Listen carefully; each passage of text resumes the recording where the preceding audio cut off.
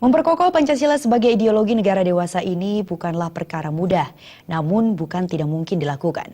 Upaya untuk memperkuat Kebinekaan Tunggal Ika di dalam detak jantung rakyat Indonesia akan terus didengungkan. Salah satu upaya itu adalah lebih giat untuk mensosialisasikan 4 pilar berbangsa dan bernegara. Demikian diungkapkan anggota MPR dan anggota Komisi 10 DPR RI, Wayan Koster saat sosialisasi 4 pilar kebangsaan di Balai Budaya Gianyar Sabtu kemarin.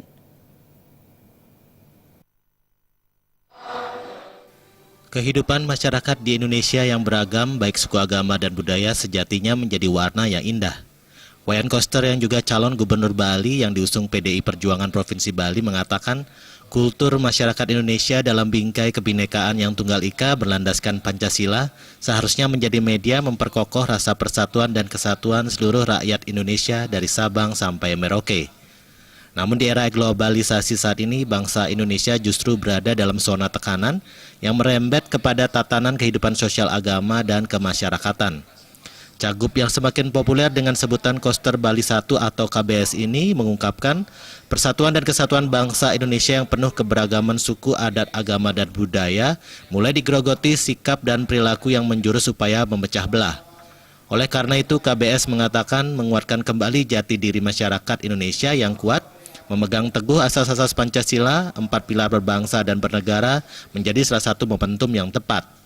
Pancasila ini adalah satu ideologi buat kita, satu pandangan hidup buat kita bangsa Indonesia. Satu ideologi yang mengikat kita sebagai satu-satunya yang mengikat. Tidak ada negara di dunia yang berhasil membangun tanpa ideologi yang kuat, tanpa ikatan ideologi yang kuat.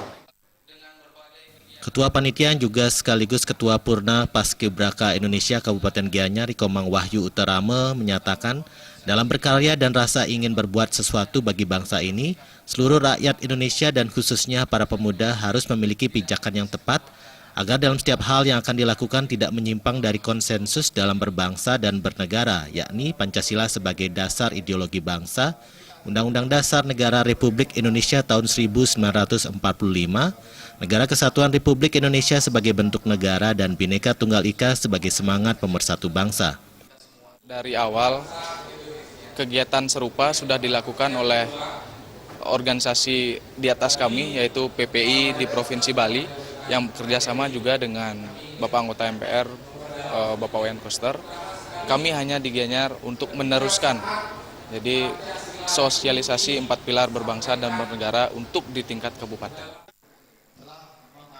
Sosialisasi 4 pilar berbangsa dan bernegara ini diselenggarakan anggota MPR sekaligus anggota Komisi 10 DPR RI Wayan Koster bekerjasama dengan Purna Paskibraka Indonesia Kabupaten Gianyar. Gus Ngurah, Bali TV.